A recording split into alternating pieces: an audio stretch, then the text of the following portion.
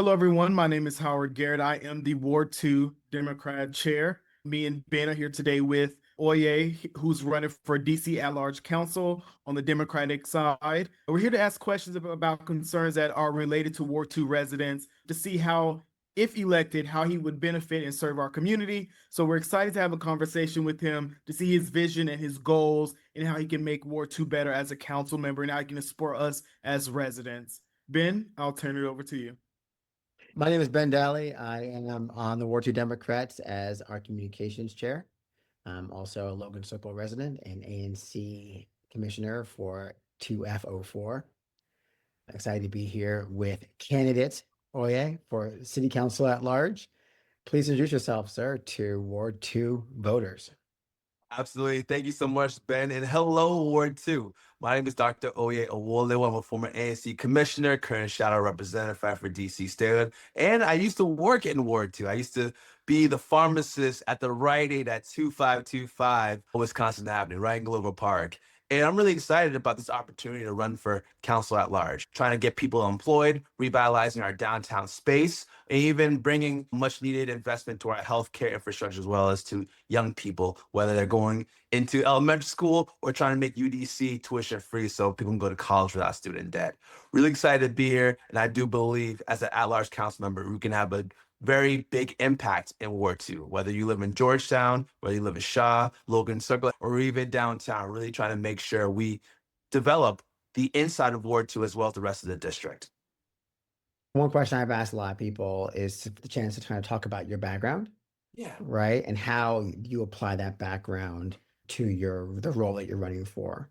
Absolutely. So I'm a pharmacist, former ANC commissioner, and current shadow representative. But that's kind of what I do. That's not who I am. I'm a child of African immigrant parents who came here in the 1970s, basically to go to college. And they were only able to do so because of the Civil Rights Act in 1964, because of Brown versus Board of Education, because certain unions and other groups that fought for better working conditions allow folks to live and work with dignity and respect. And when I first became an ANC commissioner, I just thought about going to a couple meetings and being the secretary and working on that route.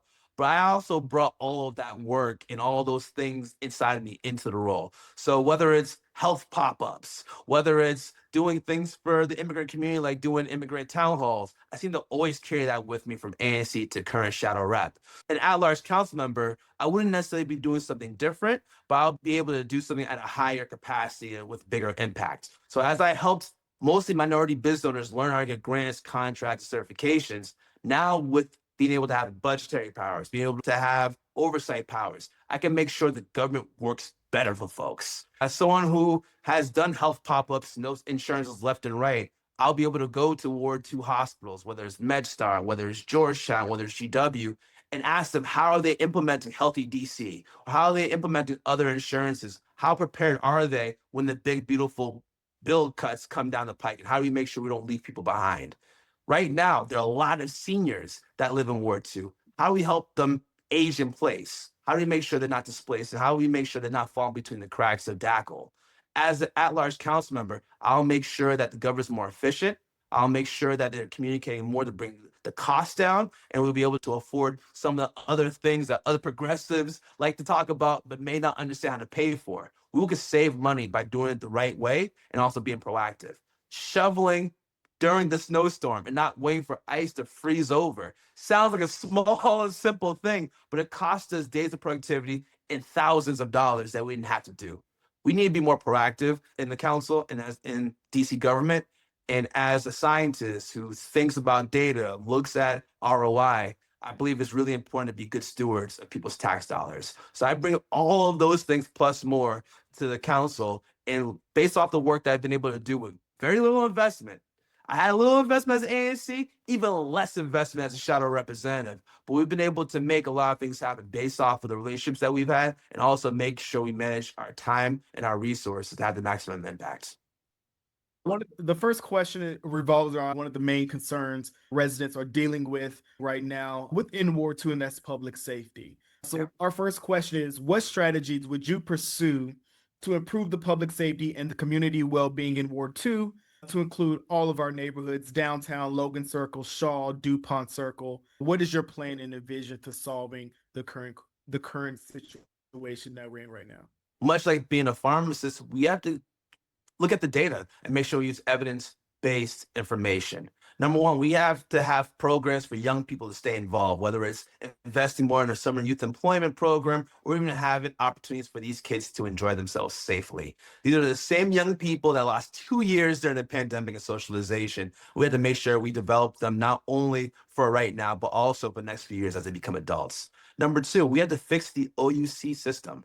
Right now, we're having calls that's supposed to go to behavioral issues, but again, redirected to the fire department, redirected to the officers. Now, at a time where people believe we don't have enough officers in the district, we have to be very smart how we utilize their time.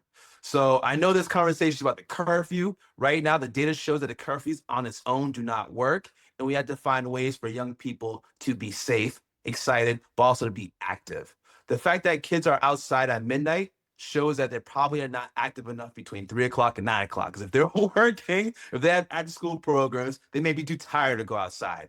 Now, at a time where folks are concerned about seeing young people in their neighborhoods in the evening, we have to reinvest their time into something more proactive, become, future productive DC residents. But in terms of fire safety, in terms of police officers, we got to do the basics. Let's not leave things in our car that be open to smash and grabs. Let's make sure that seniors or folks who have disabilities are on the bottom floor of apartments so they're not calling the fire departments to bring them down if the elevator is not working. Some of those small little things not only makes our community safer, but saves our district a lot of money. So we can utilize those services for housing programs, for paid equity leave, for childcare services. Right now, the district is using a lot of money reactively instead of thinking proactively for the programs that we all want to have in the district. I have a question. I think most people don't think about it, but I think it relates to public safety, and that's small business and economic vitality. What people fail to realize is the more vacant buildings, the more that comes in centers where people hang out, do drugs, or whatever the case may be, is a part of the public structure. And within Ward 2, we've seen an increase of commercial vacancies in recent years. What policies would you implement to strengthen small businesses and activate vacant storefronts and support the vibrant community of a small business? We have been up and down different corridors, especially in Ward 2, whether it's Shaw, whether it's DuPont Circle, even went to the farmer's market talking to business owners about what they need. And to be honest, as much as the big things that we need, we also need to do the small stuff. We need to have a nonprofit commercial kitchen so farmers markets are able to, be able to make their food and get it ready. Right now, some of them are paying thousands of dollars for private commercial kitchens. It's priced them out of business. Number two, going down Nebraska Avenue, going down Wisconsin Avenue, we're seeing so many for lease signs because they're driving up the rent because the developer buys a new location for a high cost and then they want to get it back from that business. That's the reason why you go to Georgetown Cupcake and their cupcakes are now like $6, $7. It's not because of labor costs, it's often because of rent costs. So finding a way to streamline rental assistance, make sure that it's not going more than 50, 60% in a given 2-3 years can help keep our businesses here. Because when we have local businesses in Georgetown, in Shaw, in Glover Park, they're going to be able to hire DC residents. They're going to be able to give internships to young people to really build a grassroots economy in a way that we don't have right now. Because of Doge, because of Donald Trump, we have the highest unemployment rate in the country, 7%. Outside of Ward 2, even closer to Ward 7, Ward 8, we're seeing 20% unemployment. Those are opportunities to get tax revenue if they get back to work. Otherwise, we're going to folks in Georgetown, we're going to folks in other areas and saying, we need to jack up your property taxes because we need that money. I believe you can proactively get people rehired, support our small businesses, make sure they're intentional about hiring people from the community. That way we can generate our economy in a more grassroots way rather than try to tax one person or give opportunities to another person and the communities are driven apart. And what drives or who works at our local small businesses is our residents and people that are coming in and out of the city. So the next question revolves around transportation and mobility. What transportation mobility policies would you prioritize to ensure Ward 2 is safe, accessible, and efficient for pedestrians, cyclists, transit riders, and drivers? So I believe we need to invest more in our buses, in our train system, whether it's making our buses fare free, make it free to get on. That way people have no excuse not to use buses. Number two, we need to invest in the STAIR Act. I was talking to Attorney General Brian Schwab, and he said just for two more attorneys, about $400,000, they'll be able to fully enforce the STAIR Act, which allows the Attorney General to basically go to Virginia and Maryland and go after those drivers who make our streets unsafe, that don't pay their speeding tickets and drive through red lights, which is the vast majority of deadly collisions. Maryland owes us $650,000. $650 million, and Virginia owes $350 million. Just that investment of under $500,000 can bring us back not only more money, but also more consequence for those who don't do right by our local laws. I think that's an immediate thing we can do that DC residents can get behind. In addition, we have to find ways to make our communities more walkable. Every time a small business closes, makes our communities less walkable. When Whole Foods went down on Wisconsin Avenue, I swear, like 2/3 of the pedestrians ceased. So we have to invest in community hubs, whether they're farmers markets, whether it's grocery stores, those big things that makes it important and makes our communities easier to walk through. And if we're walking, if we're taking the bus because it's close, things are close to us, then we can have a more vibrant economy. I appreciate you saying that about the walkability, the closing of grocery stores. We're grateful in Ward 2 to have grocery stores throughout our ward. We can't say that for every other ward, and it affects the quality of life of our residents. So our next question is around public spaces and quality of life. What steps will you take to ensure Ward 2 public spaces, libraries, parks, and community facilities are well maintained, welcoming, and actively used by residents and its visitors? Well, in order to have more people go to the rec centers or libraries, we got to continue pushing the programs that young people want to attend and what they want to do. If young people want to go swimming, then we invest in better pools, more lifeguards, more hours for people to access those facilities. If young people want to sit in a corner and just play on their phones, then we need to give them a safe space to do so. At a time where you're seeing teen takeovers and people are concerned about how young people are spending their time, we have to engage them on what they want to do. Now, recently they did a couple of teen spring jams in King Greenleaf. Some of them were by the Navy Yard. Some people want to have programs that invest close to their home, whether it's at Jalaf, whether it's at Shaw. Making sure that there's more programs close to people's homes not only reduces the amount of the density of young people in one space, but also gives other people a chance to enjoy these spaces. We know how difficult it is to find parking around DuPont Circle.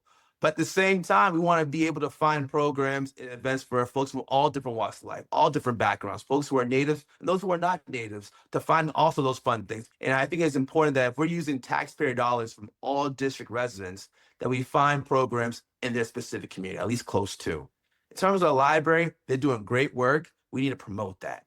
I feel like there's times we see more kids in the libraries, we do see it in the rec centers. We want to make sure we give them the services, give them the funding, and also give them the time that they need to grow and also attract more people to go inside the four corners of those libraries.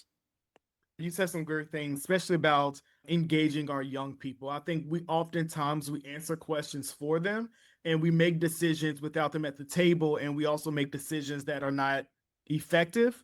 And so some of those decisions result in things that we don't want to see, because it's like we never brought them to the table to begin with. Or, we have events that end at 5:30, and then when you see them at a Navy Yard at 9 p.m., we're upset. And it's just like we hosted an event that was not effective or relevant to the needs of our young people. And libraries are another thing that I'm wholeheartedly passionate about, because a lot of times libraries are the safe haven and the grounding point of young people. When they leave school, they may not have nowhere to go. They may not have a house to live in, or their house is unsafe. And so all of these factors go into young people in the current situation that we're living in. So I appreciate you for bringing up those points. The next point is housing stability and homelessness. What policies would you support to address homelessness in Ward 2 while ensuring residents who are unhoused have access to housing, supportive services, and safe communities? So data shows that it costs far less money to keep someone in a home than to find a home once they're on the street. And at a time where Donald Trump is going to start criminalizing homelessness and put people in jail for not having a home, we have to double down in the district to make sure people have access to a safe and healthy home. A lot of times we use the term homeless and they're not really homeless. They're unhoused, right? Because if someone's living in a tent, that is their home. And when the National Guard or an NPS comes and takes away all their belongings, you are evicting somebody. I've heard of folks losing ashes of their loved ones, losing critical documents, even losing their identification, that oftentimes they need to get back on their feet. It shows the little care that we currently have and what we need to do. So number one, we need to make sure that folks who are housing insecure have opportunity to stay in their home. Whether it's working with landlords, whether it's working with rapid rehousing, or all the tools that we've had, whether it's ERAT, vouchers, making sure people get what they've earned or what they have at a critical point and not have them wait for years to receive their services. Number two, we also have to invest and give people their rental rights back. Now, I understand the Rental Act was created because housing suppliers weren't feeling that it was worth it coming into the district. However, we've had TOPA rights for decades without worrying about if people are able to pay their rent or not. So finding ways to help people pay their rent is critically important. Number three, we have to look into the office conversions in downtown and try and get them to become housing. Now, it's not going to be easy. Now, there's vacancy issues. There's the cost of putting it all together. But if we can get more people to live in those empty spaces left behind by the federal government, then you can see that density of taxpayers for these coffee shops in downtown. If the federal government is abandoning us, we can't just force people from the DC government to work every day of the week. After the pandemic, people are looking at balance. And I believe if we get more people to move into Gallery Place, move into Chinatown, move into Ward 2, we can get that funding back and we can get those shoppers back for these local businesses. When it comes to the coffee shops, when it comes to these restaurants, they need repeat business. Not that one person who's coming to the district once every 3, 4, 5 months. We need folks who live in these areas so they can go to the Starbucks, go to Compass Coffees, go to all these locations that are right now struggling because they don't have that 9 to 5 from Monday through Friday. We need to have a bigger vision for Chinatown, and that includes making sure that we have more people living there. And once we have more places for housing and have smart laws, we can also bring that housing cost down. And I believe that's better for all in Ward 2, and it's better for all in the district.